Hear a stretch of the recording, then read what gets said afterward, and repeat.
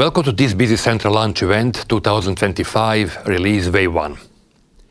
In this session, we will introduce you to one small but very nice feature in sustainability, using default values on different master data. When I say different values, different sustainability values. Okay, to start with that, first, what do you need to do? You need to move to sustainability setup to enable these default values. And why you need to do that? Because just imagine you do not want to use sustainability, or you do not want to use maybe these default values. So in this case, for you, it will be business as usual, because by default it will be disabled. Only if you want to use, system will automatically change your experience and you will see some new fields.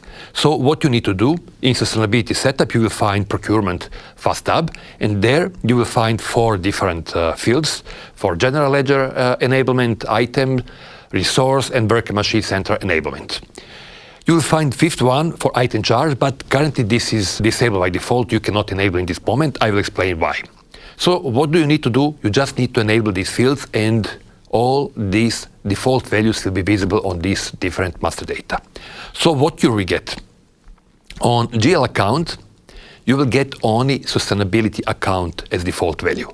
So you can add only sustainability account there, because there is no reason to add emission values in general ledger account, because all the time probably you will have different values when you want to post something. But for all other cards, on item card, resource card, work and machine center cards, you can set up both sustainability account and 3 different gas emissions default values. You can change them later when you're working, but you will have default values there all the time. And as I promised to explain for item charge, in this moment you can see this is gray on the screen. Item charge is not enabled yet in this moment. It will be part of next wave, because completely functionality about value chain is currently in public preview, so we didn't want to enable before we completely finish this functionality. So this is just for you to know what you can expect. So in next wave, we will enable item charge. So now I will move to my colleague Milica, so she can show you how it works in the practice. Thank you, Alexander. Now let's show you the demo. Let's start from the item setup. I will go to item list and take one item. We'll take the first one, and now we need to move to sustainability group part and add default sustainability account.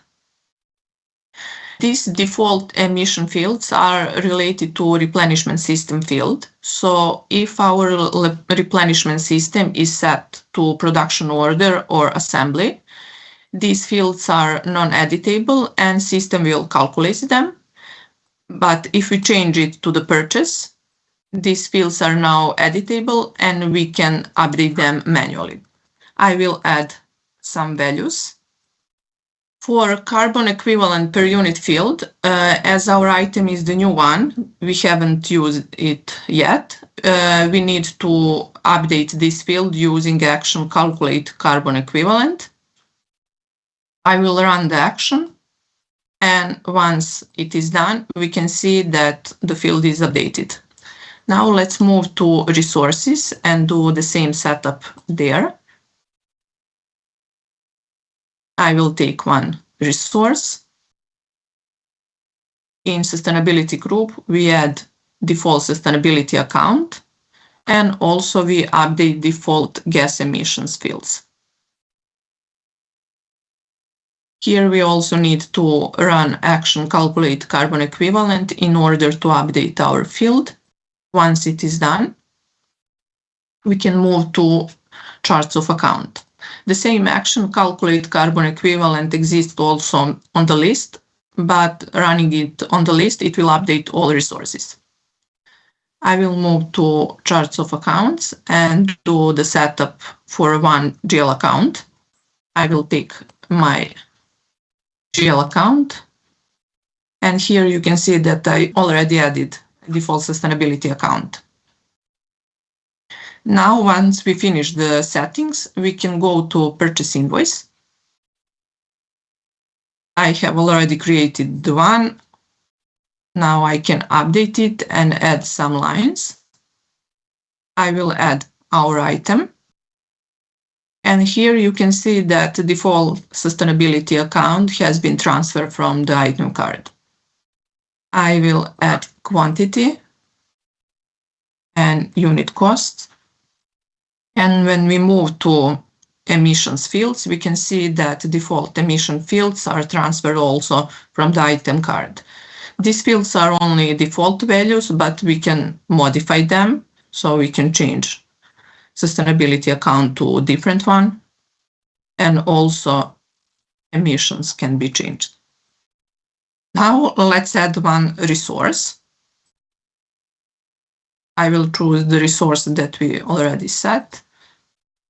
Here you can see the sustainability account number is transferred from the resource card. And when we add quantity and unit cost, other default values are also updated. I will add one more line. It is GL account. I will choose my GL account. And here we can also see that sustainability account number has been updated based on GL account setup. But we don't have, for GL accounts, we don't have default values for total emissions, so we need to add them manually here. This feature now we presented on purchase invoice, but it is also available on other documents such as purchase order, purchase return order, or purchase credit memo. That concludes my part. Now I will hand it back to Alexander to continue. Thank you, Milica, for showing this demo. And we are on the end of this session. Before I close this session, I would like to invite you to watch another sustainability and other sessions as well, but we have this year 8 different sustainability recordings. So please watch all of them if you're interested in sustainability topic. So thank you for watching this video.